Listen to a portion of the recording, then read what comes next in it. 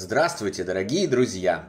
Я приветствую вас на новой лекции канала «Жизнь после жизни есть, я знаю», который посвящен доказательствам жизни после смерти и устройству потустороннего мира, куда любой из нас попадает по завершении своего земного пути, где и воссоединяется с ранее усопшими родными и любимыми и продолжает бесконечное путешествие по нашей прекрасной и удивительной Вселенной.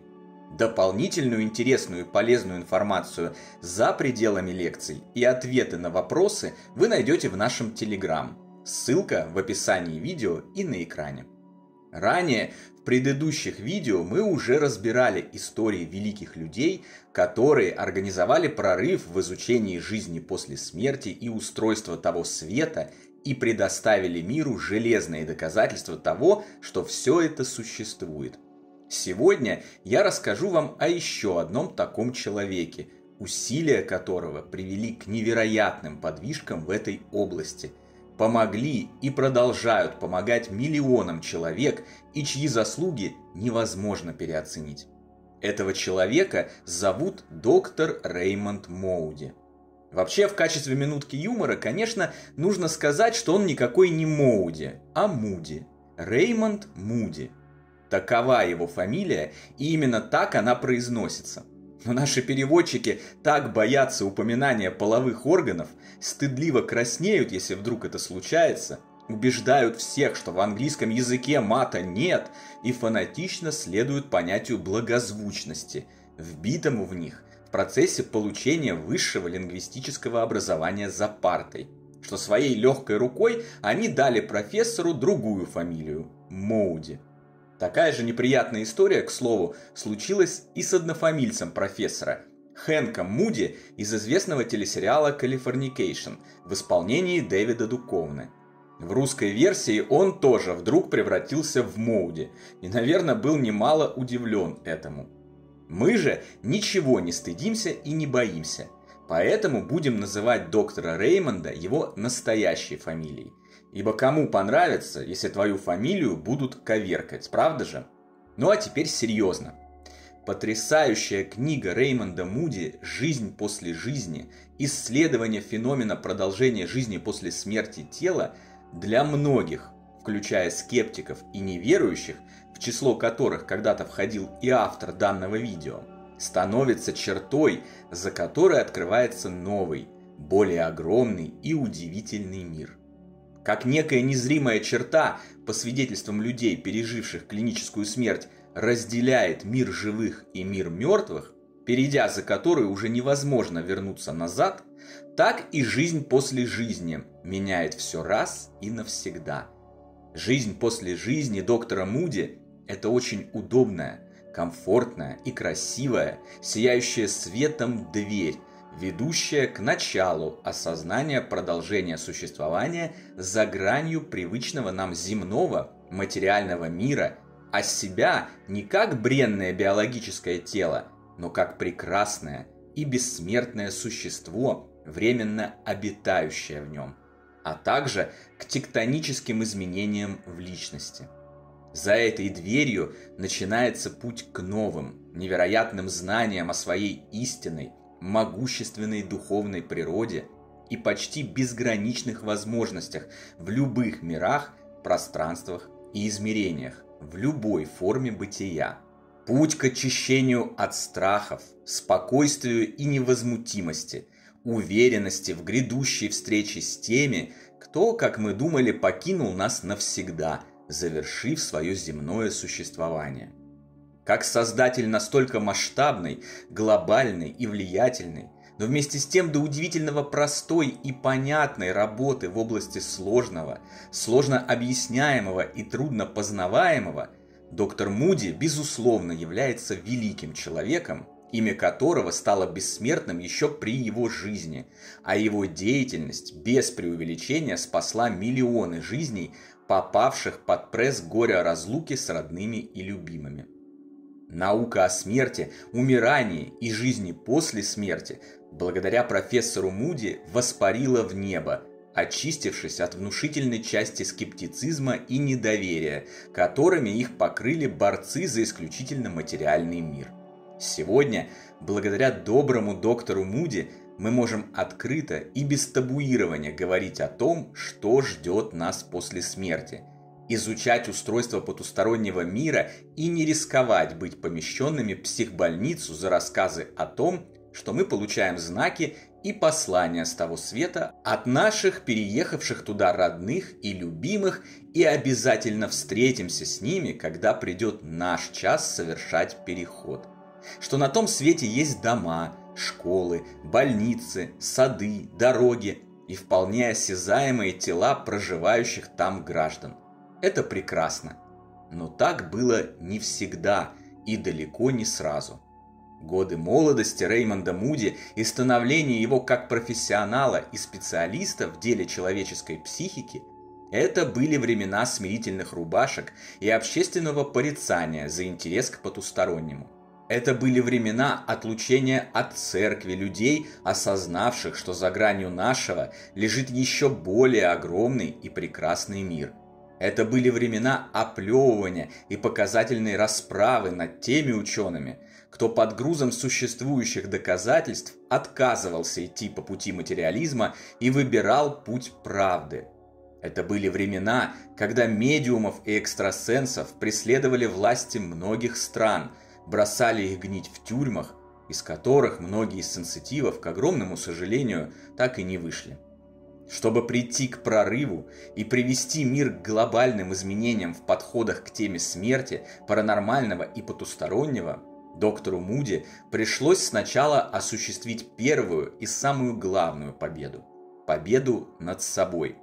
Как и все остальные, находясь под гнетом общественного материального мышления, изначально он не верил в возможность выживания личности после смерти тела, твердо стоял на принципах редукционной науки и отрицал существование духовного мира.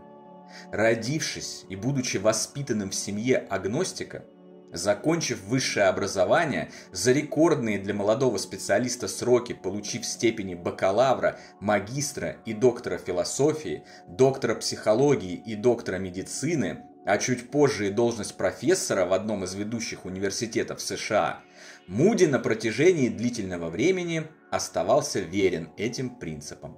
Казалось бы, ничто не должно было помешать его блестящей карьере как традиционного ученого-материалиста. Но вместе с тем, по своей природе являясь настоящим ученым по призванию, профессионалом, носителем разумного сознания, открытого к любой входящей информации, требующей вдумчивого изучения и исследования, а не только к стереотипам и укоренившимся установкам, он не смог отмахнуться от возникающих там и тут свидетельств его пациентов о том, что они видели, когда оказались между жизнью и смертью в результате тех или иных случаев – катастроф, неудавшихся самоубийств, криминальных действий и прочих причин, приводящих к остановке жизнедеятельности в теле.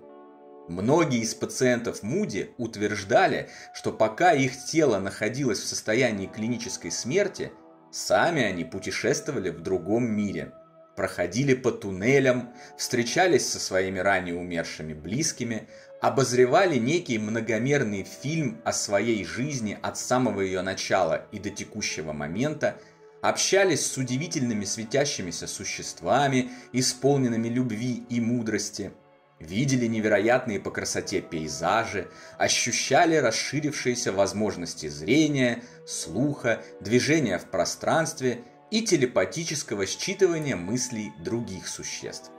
Муди заинтересовался этими свидетельствами, сразу интуитивно считав в них закономерность и систему. Он преодолел свой скептицизм, поддавшись природной тяге к справедливому и честному изучению чего бы то ни было, и решил приступить к сбору данных. Так стартовало его собственное исследование феномена сознания, продолжающего жить после смерти тела, основанное на строгой научной процедуре и строгом же научном подходе. Ох и страшили же его разными карами со всех сторон коллеги, друзья и даже члены его собственной семьи. Ох и пугали же отлучением от ученого мира, лишением степеней и званий, нищетой в безвестности, Обещали, что заморавшись такой сферой деятельности, он уже никогда не отмоется, и карьере его придет страшный и бесславный конец. Но Муди не испугался. В первую очередь в нем и его целях говорил настоящий ученый, а не честолюбивый почитатель регалий, денег, степеней, должностей и наград. Поэтому, несмотря на все усилия со стороны, он не запугался, а спокойно продолжал свое исследование, собирал данные, интервьюировал пациентов, обобщал копившийся массив.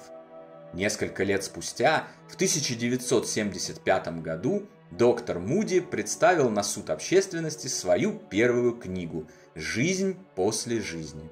В этой книге Муди первым из всех ввел термин «околосмертное переживание» или сокращенно ОСП, назвав так комплекс феноменов, происходящих с человеком после остановки жизнедеятельности его биологического тела, а также обобщил и классифицировал различные проявления этого феномена, вместе образующие систему, наглядно доказывающую факт продолжения жизни за гранью земной. Систему, которую и поныне не может опровергнуть ни один скептик, поскольку его различные, притянутые за уши объяснения, вроде галлюцинаций, активности умирающего, но все еще живого мозга, кислородного голодания или туннельного зрения, разваливаются элементарной логикой и имеющимися доказательствами, с которыми скептик просто не желает ознакомиться.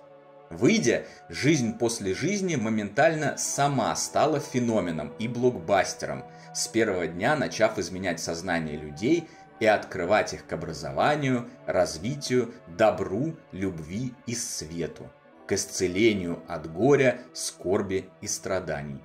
Затем последовали новые исследования и новые книги профессора Муди о гипнозе, регрессиях, прошлых жизнях, явлениях фантомов и материализаций усопших, переживании горя и излечении от него, разделенных околосмертных переживаниях, способах связи с потусторонним миром и получения информации оттуда.